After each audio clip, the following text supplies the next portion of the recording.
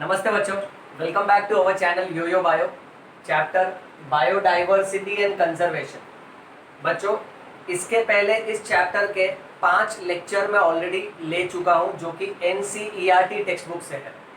Now from this lecture onwards हम लोग बात करेंगे गवर्नमेंट टेक्स्ट बुक की एज पर न्यू सिलेबस। अब ये जो कंटेंट सिखाया जाएगा इसमें हम लोग सिर्फ वही पॉइंट्स कवर करेंगे जो हमने हमारे बेसिक एनसीईआरटी के लेक्चर में नहीं डिस्कस किए हैं। सो जो पॉइंट्स ऑलरेडी हो चुके हैं वो पॉइंट्स हम डिस्कस नहीं करेंगे। गवर्नमेंट टेक्स्ट बुक से जो जो एक्स्ट्रा पॉइंट्स हैं वो हम इसमें कवर करेंगे। अगर आप इस चैनल पर नए हैं, अगर आप इस चैनल पर अभी अभी आए हैं तो आप लोग जाएं और पिछला 5 वीडियो पहले ऑब्जर्व करके आए।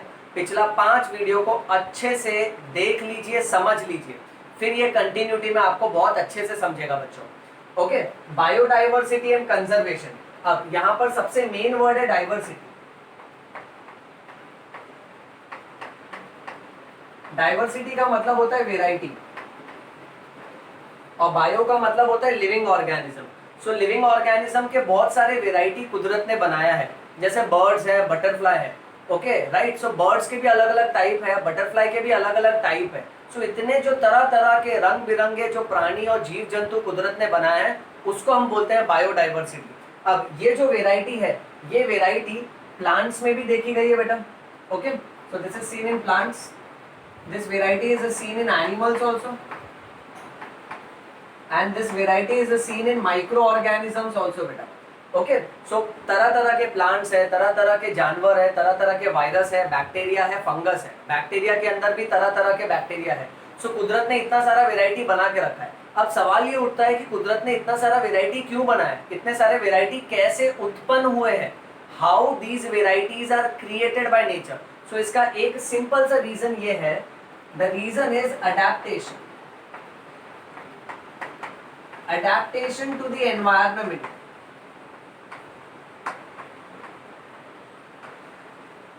Adaptation का मतलब होता है टू एडजस्ट। अब ना बेटा बात ऐसी है कि एनवायरनमेंट तो बदलते रहता है, एनवायरनमेंट के फैक्टर्स बदलते रहते हैं और ये बदलते फैक्टर्स के साथ साथ में प्राणी भी खुद के शरीर में कोई ना कोई बदलाव लाता है और उस प्राणी में अल्टीमेटली चेंजेस आते हैं बेटा। अब एनवायरनमेंट के कौन से फैक्टर्स बदलते हैं जिसके हिसाब से वेराइटी क्रिएट होती है। टेक्स्ट बुक में ऐसे बहुत सारे पॉइंट्स दिए जिसमें से 1 hi-fi languages edaphic factors, next is topography.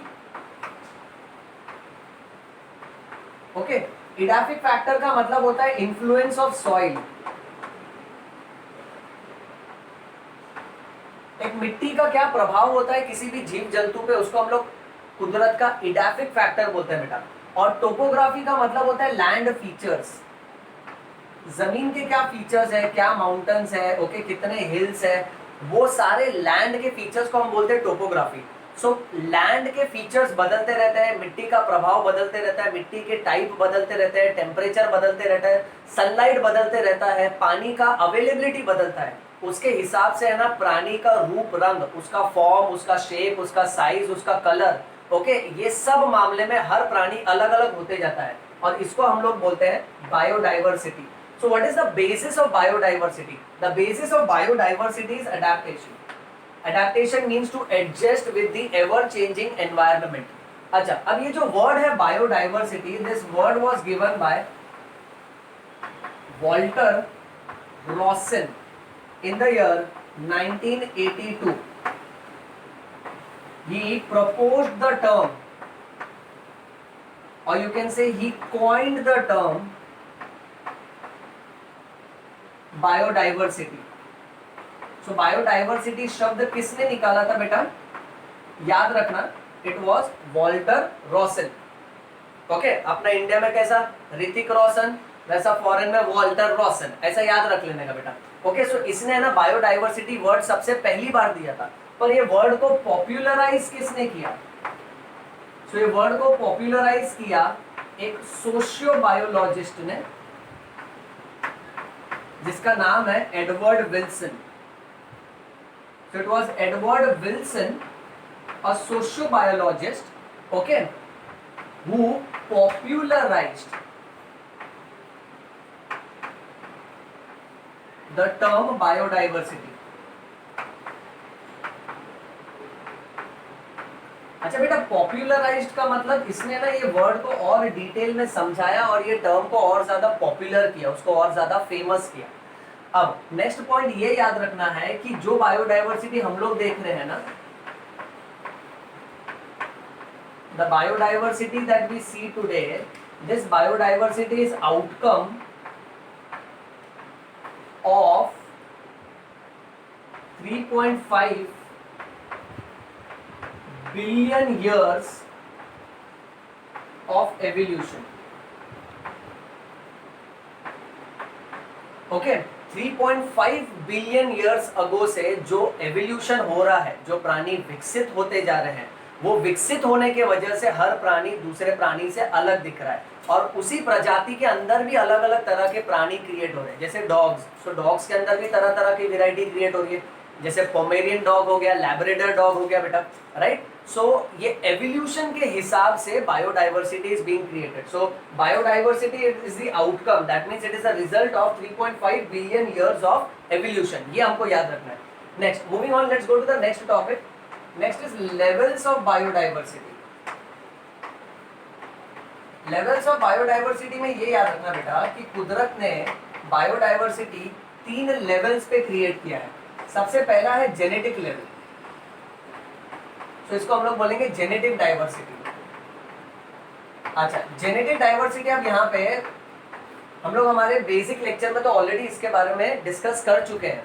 जिन्होंने बेसिक लेक्चर नहीं देखा है उसको दोबारा जाकर देखो, 5 वीडियो बनाए बेटा मैंने इस पर। ओके, जेनेटिक डाइवर्सिटी का दूसरा नाम है इंट्रा स्पेसिफिक डाइवर्सिटी। अब नीट में ये अगर पूछेंगे ना तो याद रखना, it is also called as intra specific diversity. देख बेटा, इंट्रा मतलब इनसाइड और स्पेसिफिक यानी स्पीशीज, यानी एक ही स्पीशीज के अंदर बहुत सारे टाइप है।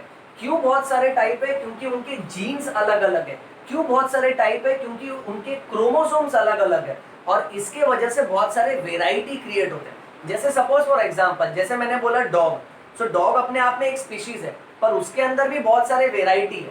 ओके राइट, पोमेरियन डॉग हो गया बेटा, लैब्राडोर डॉग हो गया, ओके, अल्सेशियन हो गया, बुलडॉग हो गया बेटा। सो डॉग में भी अलग अलग जीन्स है, इन सबके जीन्स अलग अलग है, इन सबके क्रोमोसोम्स अलग अलग है। There are 1000 varieties of mango. अब मैंगो अपने आप में एक स्पीशीज है पर उसके अंदर भी अलग अलग वेराइटी है बेटा। There are 50,000 different varieties of rice and wheat. ये सब हम लोग बेसिक लेक्चर में डिस्कस कर चुके हैं, नीट के हिसाब से बहुत जरूरी है, जाके वो वीडियो देखना बेटा।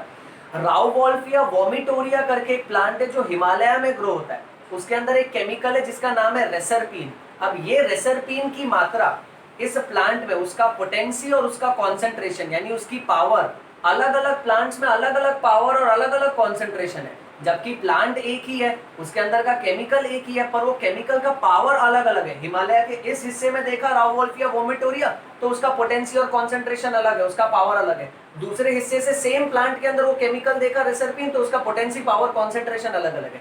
इसको हम बोलते हैं genetic diversity. Do not forget, it is also called as intra specific diversity. इसका सबसे कॉमनेस्ट एग्जांपल होगा सब स्पीशीज।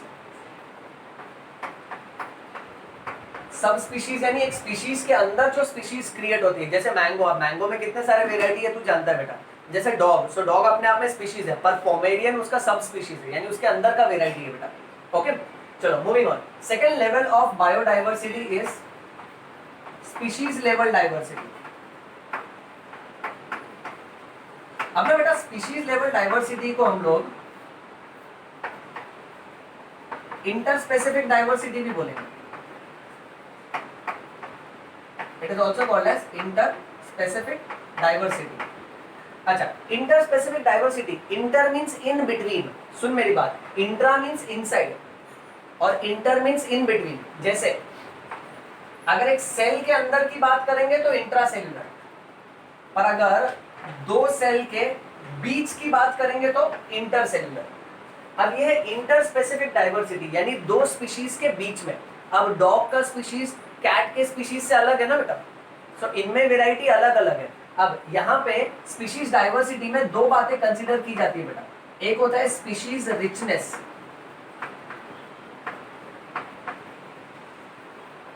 और दूसरा होता है बेटा स्पीशीज इवननेस। अच्छा बेटा मेरी बात आप ध्यान से सुना, स्पीशीज रिचनेस का मतलब ये होता है कि कितने तरह तरह के स्पीशीज हैं, और स्पीशीज इवननेस का मतलब होता है कि कितने इंडिविजुअल्स हैं एक स्पीशीज के। जैसे फॉर एग्जांपल बेटा समझो इतने लैंड के टुकड़े में, ओके, इतने लैंड के टुकड़े में समझो फॉर एग्जांपल तरह तरह के प्लांट्स हैं, ओके, लेट्स से ये एक तरह का प्लांट है बेटा, ओके, लेट्स से ये दूसरे तरह का प्लांट है बेटा, ओके, एंड लेट्स से ये तीसरे तरह का प्लांट है, ओके। तो स्पीशीज रिचनेस के हिसाब से मैं क्या बोलूंगा, कितने तरह के प्लांट मिले, सिर्फ 3 तरह के, स्टार वाला, सर्कल वाला और रेक्टेंगल वाला। पर स्पीशीज इवननेस में मैं गिनूंगा, स्टार वाले कितने हैं, 2, ओके, स्पीशीज इवननेस में मैं गिनूंगा, सर्कल वाले कितने हैं, 2, रेक्टेंगल वाले कितने हैं, 4। तो ये बात समझ लो अच्छे से, that is species richness and that is species evenness. अब इसका एक एग्जांपल है,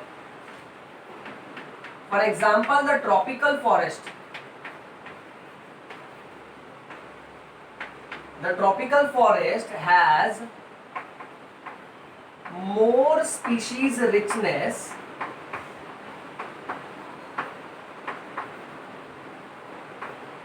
than monoculture timber plantation। देख बहुत आसान है, मोनोकल्चर यानी मोनो यानी एक बेटा, ओके। अब टिम्बर प्लांटेशन में मैं सब टिम्बर के ही प्लांट्स ग्रो कर रहा हूं बेटा, ओके, यानी एक ही तरह का प्लांट ग्रो कर रहा हूं। सो मोनोकल्चर टिम्बर प्लांटेशन में स्पीशीज रिचनेस क्या मिलेगा, रिचनेस वैरायटी तो है नहीं, सिर्फ एक ही तरह का पौधा ग्रो कर रहा हूं। पर ट्रॉपिकल फॉरेस्ट में तो तरह तरह के पौधा मिलेंगे बेटा, okay. So that is an example that we are supposed to remember. अच्छा, next important point we will remember is कि इंडिया,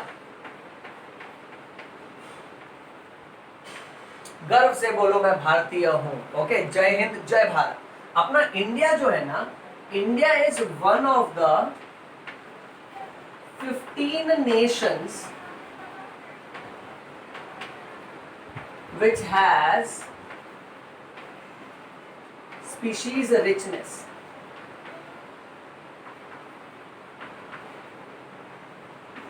यानी 15 अलग अलग देशों में से जिसके पास स्पीशीज की रिचनेस है, यानी जिसके पास जीव जंतु और प्राणियों की बहुत सारी वेराइटीज है, उन 15 देशों में से इंडिया का भी नाम आता है। So India is one of the 15 Nations which has got diversity in terms of species richness.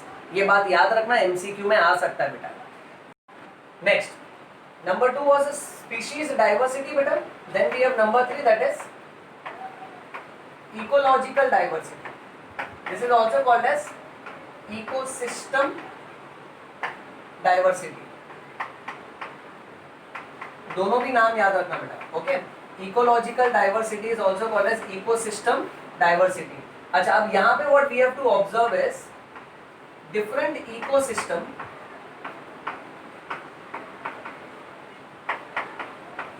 has a different habitat in any geographical area। किसी भी जोग्राफिकल एरिया में देखोगे ना बेटा, तो तुमको तरह तरह का हैबिटेट मिलेगा, वहां पे तुमको तरह तरह का इकोसिस्टम मिलेगा। यानी इतने जमीन में तरह तरह का लैंड मिलेगा तुमको, तरह तरह का पानी का सोर्स, लेक, ओशन, रिवर, ये सब मिलेगा बेटा, okay. So you will find different habitat in any geographical area. अब इकोलॉजिकल और इकोसिस्टम डाइवर्सिटी का one example that we will remember is Ladakh and Run of Kutch।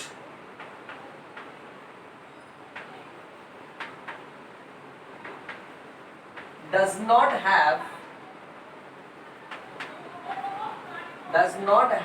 much variation, or you can say does not have much variance as compared to Western Ghats। As compared to Western Ghats, यानी Western Ghats में अगर तुम देखोगे ना तो ecological diversity बहुत ज्यादा मिलेगा, उधर तरह तरह का हैबिटेट तुमको मिलेगा, और इतना सारा वेराइटी तुमको लद्दाख और रन ऑफ कच्छ में नहीं मिलेगा बेटा। ये समझे? चलो इतने का स्क्रीनशॉट ले लो बच्चों, फाइन।